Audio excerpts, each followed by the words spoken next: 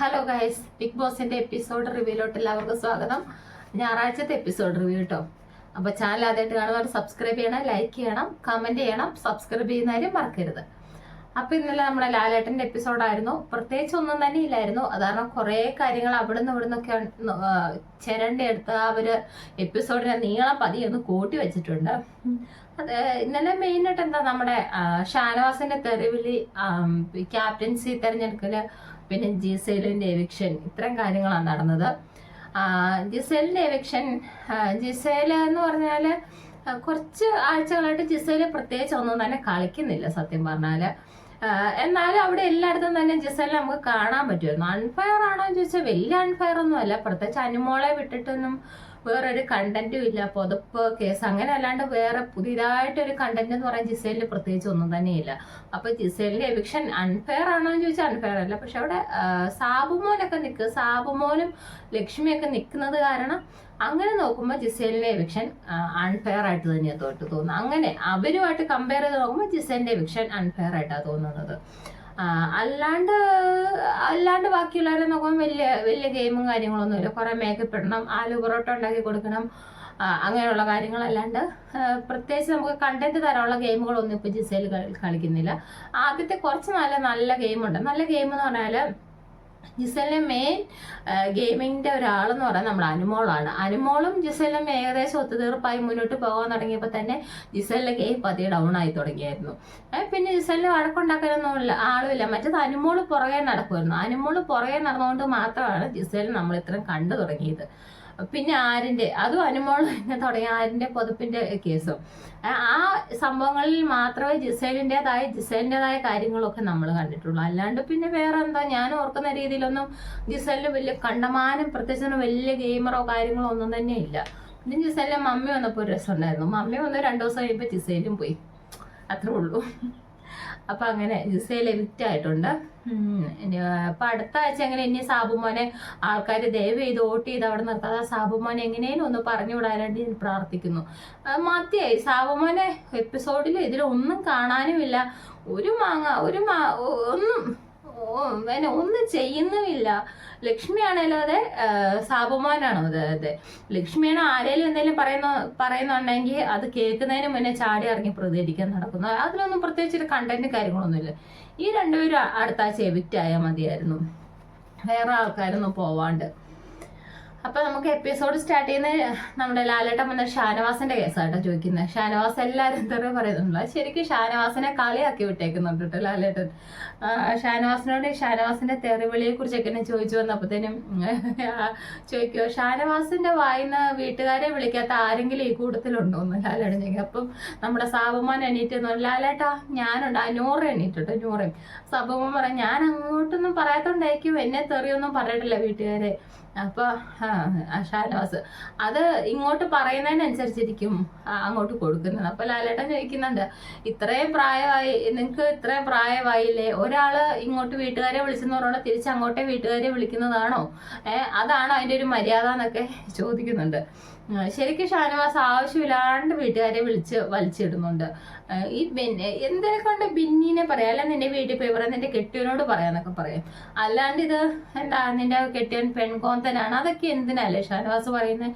ഞാൻ ചിന്തിച്ചിട്ടുണ്ട് അതൊക്കെ എന്നെ കാണാനാ ഷാനവാസ്. അപ്പൊ ഷാനവാസിന്റെ വൈഫിനെ ആ രീതിയിൽ നിന്റെ വൈഫ് ഇന്നതാന്നൊക്കെ പറഞ്ഞാൽ ഷാനവാസിന് ഇഷ്ടപ്പെടുവോ? ബിന്നിയുടെ ഭാഗത്ത് ശരിക്കും തെറ്റുണ്ട്. കാര്യമാണ് ബിന്നിയുടെ ഭാഗത്ത് തെറ്റുണ്ട്. അത് അവരെ രണ്ടുപേരും കൂടെ എണ്ണിപ്പിച്ചേർത്ത് ലാലേട്ടൻ ചോദിക്കുന്നുണ്ട്. ബിന്നിയുടെ എക്സ്പ്ലനേഷൻ പറയുന്നുണ്ട്, ഷാനവാസിന്റെ എക്സ്പ്ലനേഷൻ പറയുന്നുണ്ട്. പക്ഷെ ബിന്നി പറഞ്ഞ നിങ്ങളുടെ വീട്ടിലിരിക്കുന്നവരോട് പെരുമാറുന്ന പോലെ എന്നോട് പെരുമാറുന്ന ആ രീതിയിലാണ് ബിന്നി സംസാരിക്കുന്നത്. പക്ഷെ ഷാനവാസ് ഡയറക്റ്റ് ആയിട്ട് നിന്റെ പെൺകോന്തനാണ്, നിന്റെ കെട്ടിയും പെൺകോന്തനാണ്, അങ്ങനെ കാര്യങ്ങളൊക്കെ പറയും. പിന്നെ അതുപോലെ തന്നെ അനുമോളെ ഏച്ചുപോടി കഴുതെന്നോ അങ്ങനെ ഏതാണ്ട് ഒരു ഊഞ്ഞാലെന്ന് സംസാരിച്ചപ്പം പറയുന്നുണ്ടായിരുന്നു. അങ്ങനെയുള്ള വാക്കുകൾ തിരിച്ച് അതിനെന്തായാലും പറയുമ്പോൾ ഷാനവാസ് പിന്നെ വീട്ടിൽ ചെന്ന് പറയുന്നത്. അതുപോലെ നമ്മുടെ ഫസ്റ്റ് കണ്ടുകൊണ്ട് അപ്പൊ നമ്മുടെ അനീഷ് തലവണ്ണ എടുത്ത് എറിഞ്ഞു തന്നിട്ടുണ്ട്, നിന്റെ തന്തയോട് പോയി പറയാ, അങ്ങനെ ആ സംഭവങ്ങളൊക്കെ ഒരു കണ്ടമാനം വീട്ടുകാരെ കിടന്ന് വിളിക്കുന്ന ഷാന, വീട്ടിൽ ഒരുപാട് വീട്ടുകാരെ കിടന്ന് വലിച്ചഴിക്കുന്നത് ഷാനവാസ്. അപ്പം ലാലേട്ടൻ പറഞ്ഞു വീട്ടുകാരെ അച്ഛനും അമ്മേനെയൊക്കെ വിട്ടിട്ട് പുതിയ റിലേഷനെയൊക്കെ പറ ലാലേട്ടൻ. അത് ശരിക്കും പുള്ളിക്കിട്ട് കൊടുത്ത ഒരു ഇതാട്ടോ, എന്നാ ഒരു കളിയാക്കലാണത്. പുള്ളിക്ക് മനസ്സിലാക്കുവാണെന്നല്ല, പുറത്ത് പതിയെ പതിയെ പുള്ളിയുടെ ഈ കാര്യങ്ങളും സംസാരമൊക്കെ നെഗറ്റീവ് ആവുന്നുണ്ടെന്ന് പുള്ളിക്ക് മനസ്സിലാവുകയാണെങ്കിൽ നല്ലതായിരിക്കും. കാരണം ഇനി അമ്മാവനെയോ അമ്മായിനെയോ ആന്റീനെയോ ചിറ്റേനെയൊക്കെ വിളിക്കാൻ ലാലേട്ടൻ പറഞ്ഞിട്ടുണ്ട്. അപ്പോൾ ഇനി വിളിക്കില്ല എന്ന് പറഞ്ഞാൽ പിന്നോട് സോറിയൊക്കെ പറയുന്നുണ്ട് കേട്ടോ. ആ സംഭവമൊക്കെ പറഞ്ഞാൽ അത് ഞാൻ ബിന്നിയുടെ ക്യാപ്റ്റൻസി എങ്ങനെയുണ്ടെന്ന് ചോദിച്ചിട്ടുണ്ട് ലാലേട്ടൻ. അനീഷ് പതിവ് പോലെ തന്നെ കൊള്ളില്ലാത്ത ക്യാപ്റ്റൻസി, ഒരു ഇതില്ലാത്ത ക്യാപ്റ്റൻസി എന്ന് അനീഷ് പറഞ്ഞത്. അനീഷ് ആകപ്പാടെ നല്ല ക്യാപ്റ്റൻസി എന്ന് പറഞ്ഞത് നമ്മുടെ അഭിലാഷിനെയാണ്. അഭിലാഷ് ആ സമയത്താണ് അനീഷിന്റെ കിച്ചൺ ടീമോ വെസൽ ടീം നല്ലതായിരുന്നു. ആ സമയത്ത് അഭിലാഷ് പറഞ്ഞു നല്ല എന്ന് പറഞ്ഞാൽ അഭിലാഷിനെ മാത്രം നല്ല എന്ന് പറഞ്ഞു. ബാക്കി വന്ന എല്ലാ ക്യാപ്റ്റന്മാരും കൊള്ളില്ലെന്ന് പറഞ്ഞു. അനീഷിന്റെ ക്യാപ്റ്റൻസി ലോക തോൽവിയായിരുന്നു. എൻ്റെ പൊന്നെ, അനീഷിന്റെ ചില സംസാരമൊക്കെ കേൾക്കുമ്പോൾ നമുക്ക് പുള്ളി അത് മനഃപൂർവ്വം തന്നെ പറയുന്ന കേട്ടോ, അല്ലെങ്കിൽ അങ്ങനെയൊക്കെ ആരെങ്കിലും പറയുമോ? പിന്നെ അത് ഇവര് അനീഷ് സ്റ്റോർ റൂമിലോട്ട് ഇതെടുക്കാൻ ഓടുന്നില്ല. ആ സംഭവമൊക്കെ അവര് ലാലേട്ടനോട് എല്ലാവരും തന്നെ പറഞ്ഞു ഇങ്ങനെ ചപ്പാത്തി ഉണ്ടാക്കിക്കൊണ്ട് അപ്പോൾ ഇട്ടിട്ട് ഓടി, സ്റ്റോർ റൂമിലോട്ട് ഇട്ടിട്ട് ഓടി. ഈ ഇന്നത്തെ എപ്പിസോഡിനകത്ത് ഇവർ പറയുന്ന കാര്യങ്ങളെല്ലാം ലാലേട്ടൻ എല്ലാം കേൾക്കുന്നുണ്ട്. പക്ഷെ അതിനൊന്നും ഒരു തീർപ്പ് കൽപ്പിക്കുകയോ കാര്യങ്ങളോ ഒന്നും തന്നെ ചെയ്യുന്നത്, എല്ലാം കേൾക്കുന്നുണ്ട്. ഇവരെ കൊണ്ടെല്ലാം പറയപ്പോൾ ലാലേട്ടൻ പോട്ടെ എന്ന് പറഞ്ഞുകൊണ്ട് എല്ലാം കേട്ടോണ്ടിരിക്കുന്നുണ്ട്. പക്ഷെ അതിനൊന്നും ഒരു തീർപ്പ് കൽപ്പിക്കുകയോ ഒന്നും തന്നെ ചെയ്യുന്നില്ല. ചിലപ്പോൾ എനിക്ക് തോന്നുന്നു ഇനിയിപ്പോൾ ഇവരത് ചെയ്യേണ്ട ഇത് ചെയ്യേണ്ടെന്ന് പറഞ്ഞാൽ, അങ്ങനെ പറയണ്ടെന്ന് പറഞ്ഞാൽ ആകപ്പാടെ ഇവർക്ക് ഫുഡിനടിയും ഈ ഇങ്ങനെയുള്ള കാര്യങ്ങളൊക്കെ ഉള്ളൂ. അതോടെ തീർത്ത് വെച്ച് കഴിഞ്ഞാൽ പിന്നെ നിങ്ങളെ ഓരോ സൈഡിൽ കിടന്ന് ഉറക്കം മാത്രമേ ഉണ്ടാകുള്ളൂ, വേറെ ഒന്നും കാണില്ല. അതുകൊണ്ടായിരിക്കും ലാലേട്ടനും വലിയ രീതിയിലുള്ള ഇവരോട് ഒരു തീർപ്പ് കൽപ്പിച്ച് അങ്ങനെ ചെയ്യരുതെന്ന് പറയാത്തതെന്ന് എനിക്ക് തോന്നുന്നു. തോന്നുന്നു. പിന്നെ അന്ന് ലാലേട്ട അക്ബറിന് ഭയങ്കര ഒരിത് കൊടുത്ത് അക്ബറിനെ കാണാൻ നല്ല സുന്ദരനായിരിക്കുന്നു. ശരിയാട്ടോ, അക്ബറിനെ കണ്ടപ്പോൾ എനിക്ക് തോന്നുന്നു നല്ല രസമുണ്ടല്ലോ അക്ബറിനെ കാണാൻ, നല്ലൊരു പ്രത്യേക ഒരു ഭംഗി. എപ്പോഴും ഇരിക്കുന്ന അക്ബറിന്റെ ഇപ്പൊ ക്ഷീണിച്ചപ്പോൾ അക്ബറിന്റെ ചിരിയൊക്കെ കാണാൻ നല്ല ഭംഗിയുണ്ട്. അപ്പൊ അക്ബറിന് അനുമോളം കണ്ടാൽ മേക്കപ്പ് ചെയ്ത് കൊടുത്തെന്ന് പറയുന്നിട്ട് നിവിനും അനുമോളും കൂടെ എന്തായാലും നല്ല ഭംഗിയുണ്ടായിരുന്നു. ഈ എപ്പിസോഡിൽ അക്ബറിനെ കാണാൻ അടിപൊളിയായിരുന്നു കേട്ടോ. പിന്നെ ഇവരിങ്ങനെ വഴക്കുണ്ടാവില്ല. ലാലേട്ടൻ പറഞ്ഞു നിങ്ങൾ ശ്രദ്ധിച്ച് കളിക്കൂ, നിങ്ങൾ പറയുന്നതും ചെയ്യുന്നതും എല്ലാം പുറത്ത് ആൾക്കാർ കണ്ടുകൊണ്ടിരിപ്പുണ്ട്, നിങ്ങൾ ശ്രദ്ധിച്ച് കളിക്കുന്ന പല തവണയായിട്ട് ലാലേട്ടൻ പറയുന്നുണ്ട്. നിങ്ങൾ ശ്രദ്ധിച്ച് കളിച്ച് നിങ്ങൾ ഇനി ഒരു മാസം കൂടെ കഷ്ടം കണ്ടല്ലേ, ഒരു മാസം കൂടെ ഒക്കെ ഉള്ളൂ. ഇനി ഈ ചപ്പാത്തി വഴക്ക് അങ്ങനെയുള്ള വഴക്ക് ഇങ്ങനെയുള്ള വഴക്കുകളൊന്നും അല്ലാണ്ട് കുറച്ചുകൂടെ നല്ല ക്വാളിറ്റി ഉള്ള വഴക്കുകൾ കൊടുക്കാനും അല്ല ക്വാളിറ്റി ഉള്ള കണ്ടന്റുകൾ പുറത്തോട്ട് വരാൻ ലാലേട്ടൻ പറയുന്നുണ്ട്. പക്ഷെ ഇവരുടെ ക്വാളിറ്റി എന്ന് പറയുന്നത് ഫുഡിനടി കൂടുക, വീട്ടിലുള്ളവരെ വിളിക്കുക, ഇതാണ് ഇവരുടെ ക്വാളിറ്റി കണ്ടന്റ്. ഈ സീസണിലുള്ള ഇവർ പുറത്തിറങ്ങി കഴിയുമ്പോൾ ഓരോരുത്തരുടെ സീസൺ അവരവരുടെ സീസണാണ് നല്ലതെന്ന് പറഞ്ഞാൽ ഇവരുടെ സീസണിൽ എന്താ ഉള്ളതല്ലേ. ഞാൻ പലപ്പോഴും ചിന്തിച്ചിട്ടുണ്ട്. അപ്പം ചില സീസണിലൊക്കെ ഞങ്ങളുടെ ഇന്ന ടാസ്ക് നന്നായിട്ട് കളിച്ചു, ഇത് ഞങ്ങൾ നന്നായിട്ട് ചെയ്തു, അത് ചെയ്തു എന്നൊക്കെ ഓരോ സീസണിലുള്ള ആൾക്കാർ പുറത്തിറങ്ങി പറയുന്നില്ല. ഇപ്പം ഇവരുടെ സീസണിൽ ഇവരെന്തായിരിക്കും പറയുന്നത്, ഞങ്ങൾ നല്ലതായിട്ട് കുൽസിതം ഉണ്ടാക്കിയെടുത്തു, നല്ലതായിട്ട് പുതപ്പനടിയിലെ കാര്യങ്ങൾ ഉണ്ടാക്കിയെടുത്തു, ഞങ്ങൾ കേക്ക് വന്നപ്പോൾ അടികൂടി, ഞങ്ങൾ മട്ടൻ അടികൂടി. ഇതായിരിക്കും ഓരോ സീസണിൽ ഇവർ പുറത്തിറങ്ങി ഭയങ്കര ഇതായിട്ട്. ഇപ്പൊ സീസൺ 4 എല്ലാവർക്കും തന്നെ ഇഷ്ടമാണ്. ഞങ്ങളുടെ ടാസ്കുകൾ എങ്ങനെയായിരുന്നു, മൈൻഡ് ഗെയിം ഉണ്ടായിരുന്നു.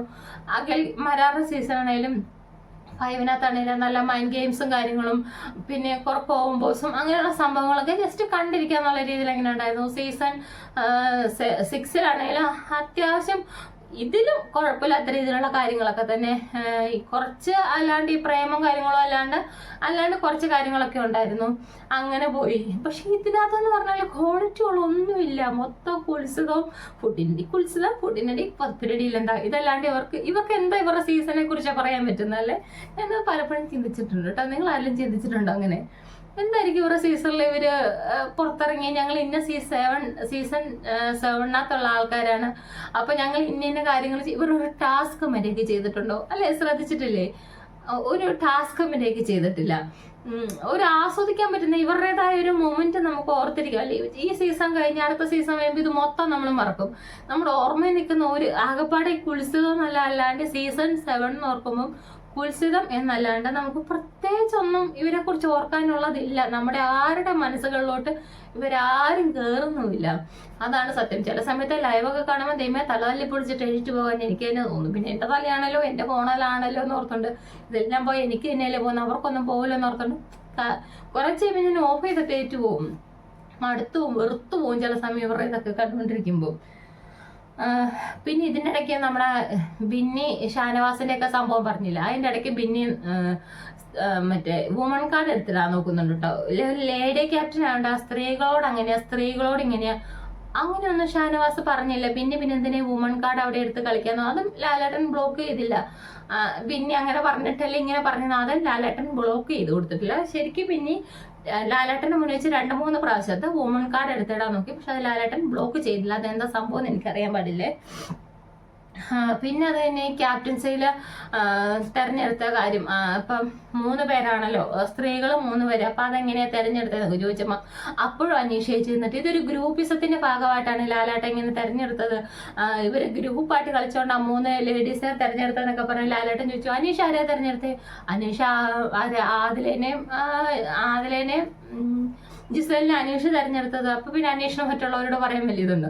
അനീഷ് തെരഞ്ഞെടുത്ത 2 ലേഡീസിനെ, അത് ആദിലും ജിസയിലും, ബാക്കിയുള്ളവർ തെരഞ്ഞെടുത്ത ലേഡീസിനെ. അതിലെന്ത് ഗ്രൂപ്പിസോന്ന് ഈ പുള്ളി പറയുന്നത്? എന്റെ പൊന്നെ, ഈ പുള്ളി പിടിച്ച 3 കൊമ്പെന്നുള്ള അല്ലാണ്ട് പുള്ളി റിപ്പീറ്റ് ചെയ്ത് എന്തിനാ അനീഷിന്റെ ഏറപ്പിന് ഇങ്ങനെയൊക്കെയാ നമുക്കറിയാം ഒരിത്. പിന്നെ സാബുമോനോട് ചോദിക്കുമ്പോൾ സാബുമോൻ അന്തമില്ല കുന്തമില്ലാത്ത രീതിയിൽ ഏതാണ്ടൊക്കെ പറയുന്നുണ്ട്. സാബുമോൻ എന്താ പറയുന്നത് സാബുമോന് പോലും അറിയാൻ പാടില്ല, ആ രീതിയിൽ വർത്താനം പറയുന്നുണ്ട് സാബുമോൻ. ലാലേട്ടാ ഈന്ന് കൈ മുന്നേ പോകും, പുള്ളിയുടെ കൈ ഇങ്ങനെയൊക്കെ പോയി സംസാരിക്കുന്നതാണ്.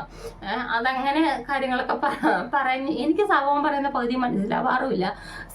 സാബുമോൻ പറയുമ്പോൾ നമുക്കൊരു ഇൻട്രസ്റ്റ് അതിനോട് എനിക്ക് തോന്നാറുമില്ല കേട്ടോ. സത്യത്തെ ദൈവത്തെ ഓർത്ത് ഇനി ആരെങ്കിലും ഉണ്ട് സാബുമോൻ വോട്ട് കൊടുക്കരുത്. സാബുമോനും ലക്ഷ്മിക്കും രണ്ടുപേരും പ്രത്യേകിച്ച് ഒന്നും തന്നെ ഹൗസിൽ ചെയ്യുന്നില്ല. ആരെങ്കിലും അടികൂടുന്ന തന്നെ വാലെ പോയി പിടിച്ചിട്ട് ഇച്ചിരി ഉണ്ടോന്ന് ചാടാൻ നോക്കുന്നല്ല, പ്രത്യേകിച്ച് ഒരു കണ്ടന്റും ഇല്ല. അവർക്ക് രണ്ടുപേർക്കും കൊടുക്കരുത് പോട്ടെ. ഇല്ല കളിക്കുന്ന ലാസ്റ്റ് ദിവസം നമുക്കൊന്നും കാണാനില്ല ഉണ്ടാവുന്നേ, അതാ പ്രശ്നം. പിന്നെ അതിങ്ങനെ ലാലേട്ടന്റെ നേതൃത്വത്തിൽ ക്യാപ്റ്റൻസി മത്സരമാണ് നടന്നിരുന്നത്. ആദില, നൂറ, ലക്ഷ്മി, ഇത്ര പേരാണ് ക്യാപ്റ്റൻസി. അപ്പൊ അവരോട് എന്തൊക്കെ ചെയ്യും എന്നൊക്കെ ചോദിച്ചു. അപ്പൊ അവര് ഓരോരോ കാര്യങ്ങളൊക്കെ ചെയ്യും. അപ്പൊ അതിന്റെ ഇടയ്ക്ക് കണ്ടസ്റ്റൻസിനോട് ചോദിച്ചപ്പോൾ ഇതൊക്കെ ചുമ്മാതാ, അനുമോള് പറയും ചുമ്മാതാ ലാലേട്ട, ആദ്യത്തെ ദിവസം ഇവരിതെല്ലാം ചെയ്യും, അത് കഴിയുമ്പോൾ ഇവരോട് ചെയ്യാൻ പറയുമ്പോൾ പിന്നെ എല്ലാം കണക്ക് തന്നെ ആയിരിക്കും എന്ന് പറയുന്നുണ്ടായിരുന്നു കേട്ടോ. അങ്ങനെ ക്യാപ്റ്റൻസി ഇതിലോട്ട് ചെന്ന് ആക്ടിവിറ്റി റൂമിലാണ് ഇങ്ങനെ റോളാക്കിയ റിബൺ വെച്ചിട്ടുണ്ട്. അവര് റിബൺ അരയിൽ ഇങ്ങനെ ചുറ്റിയിട്ട് ഇങ്ങനെ വട്ടം കറങ്ങണം. വട്ടം കറങ്ങിയ റിബൺ ആദ്യം ദേഹത്ത് വട്ടം ചുറ്റി കൈ തൊട്ടരുത് കേട്ടോ. തീർക്കുന്ന ആള് ഓടിച്ചത് അവിടെ ക്യാപ്റ്റൻ എന്ന് പറഞ്ഞ ഒരു ഫ്ലാഗ് വെച്ചിട്ടുണ്ട്. ആ ഫ്ലാഗിന് തൊട്ടടുത്ത് ഒരു ബൗളിൽ മണ്ണ് വെച്ചിട്ടുണ്ട്. ഈ ഫ്ലാഗ് അതിൽ നിന്നെടുത്ത് ഇങ്ങനെ വട്ടം കറങ്ങും, ഇപ്പോൾ ഇവർക്ക് തലയും കറങ്ങും കേട്ടോ. ഈ ഫ്ലാഗ് എടുത്ത് മണ്ണിൽ കുത്തും, ആ ആളാണ് ക്യാപ്റ്റൻ.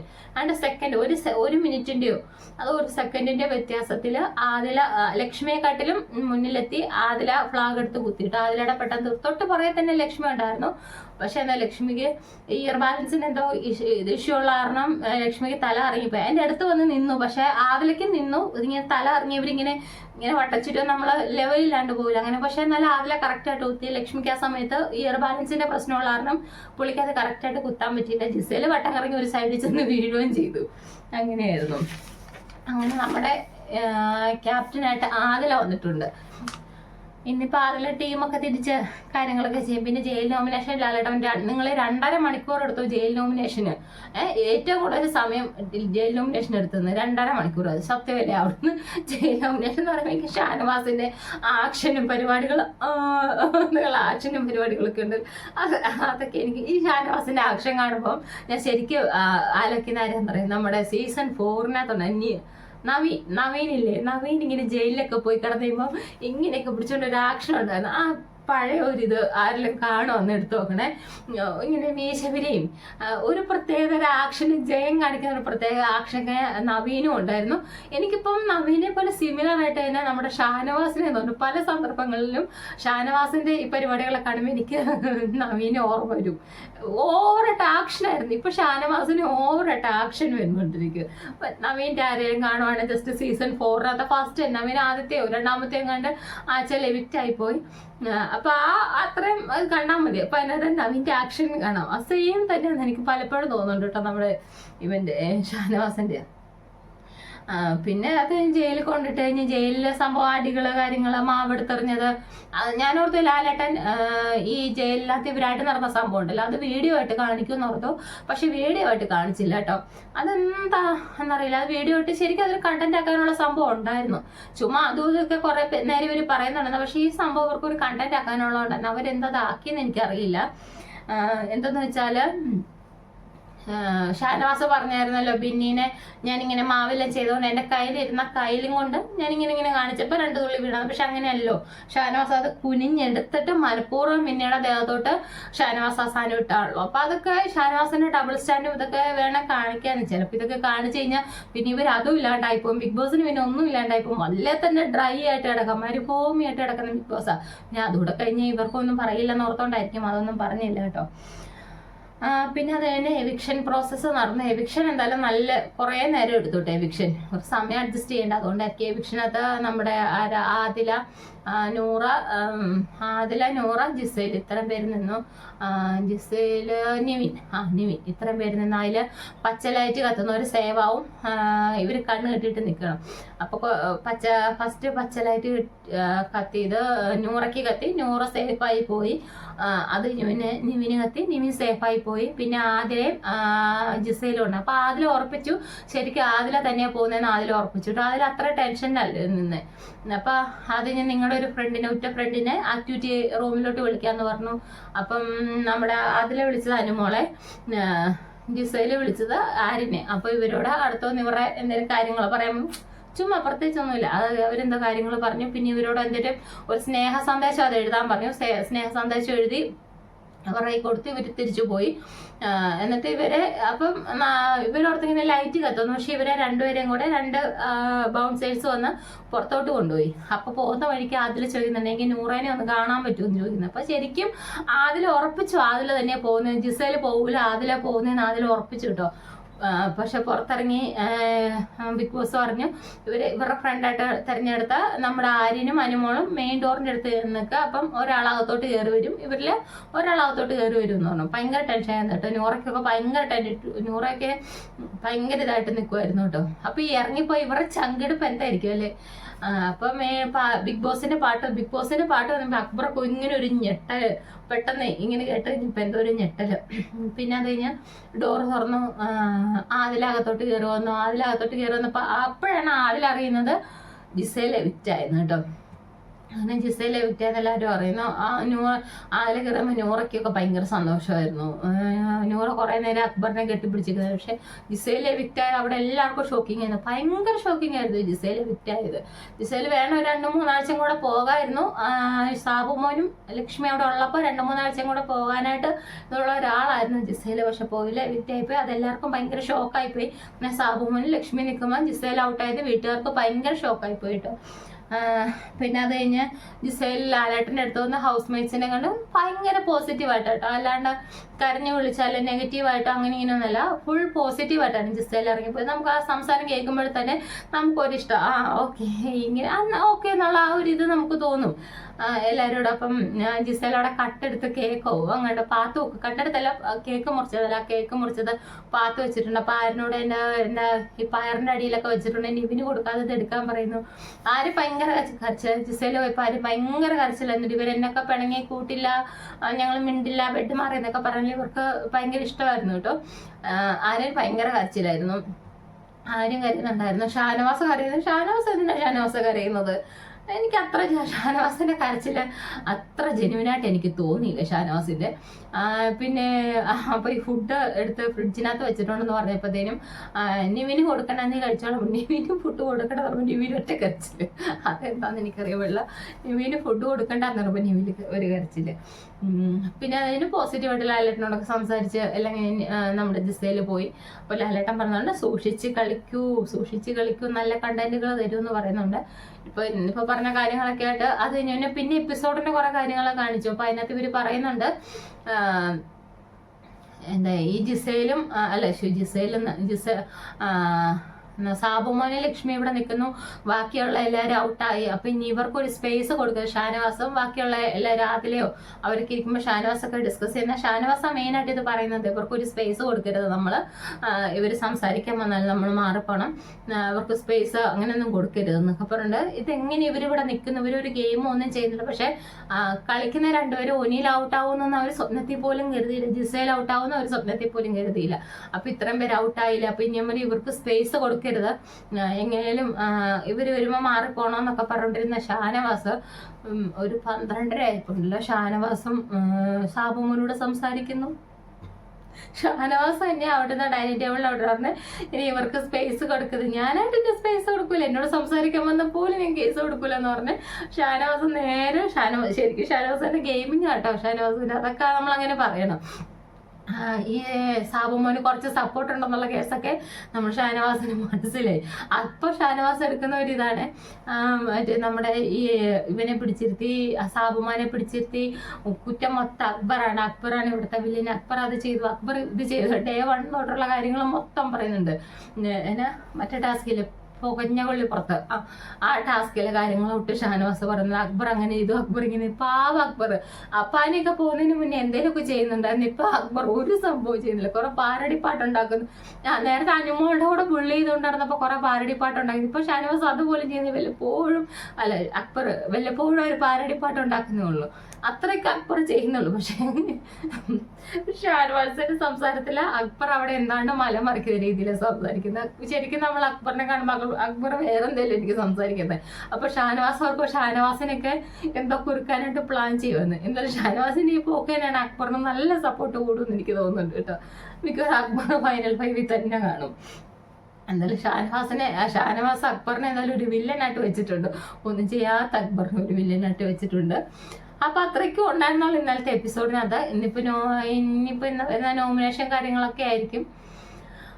അപ്പൊ അടുത്ത എന്തെങ്കിലും ഉണ്ടെങ്കിൽ അടുത്ത ലൈവ് അപ്ഡേറ്റോ ഇമ്പോർട്ടൻ്റ് ആയിട്ടുള്ള ലൈവ് അപ്ഡേറ്റോ അങ്ങനെ എന്തെങ്കിലുമൊക്കെ ഉണ്ടിടാം. എനിക്ക് ലൈവ് അപ്ഡേറ്റ് ഒക്കെ ഇടണമെന്നുണ്ട്. പക്ഷെ ഉണ്ടല്ലോ നമുക്ക് കുറച്ച് കഴിയുമ്പോൾ ബോറടിക്കും, കണ്ടുകൊണ്ടിരിക്കാൻ തോന്നുന്നുണ്ട്. അങ്ങനെ കണ്ടുകൊണ്ടിരിക്കാൻ തോന്നാത്ത കാരണം എനിക്ക് പിന്നെ ഇങ്ങനെ പറയാനൊന്നും തോന്നുന്നില്ല. സത്യത്തിൽ അത് ഞാൻ ലൈവ് അപ്ഡേറ്റ് ഒന്നും ഇടാത്തത്.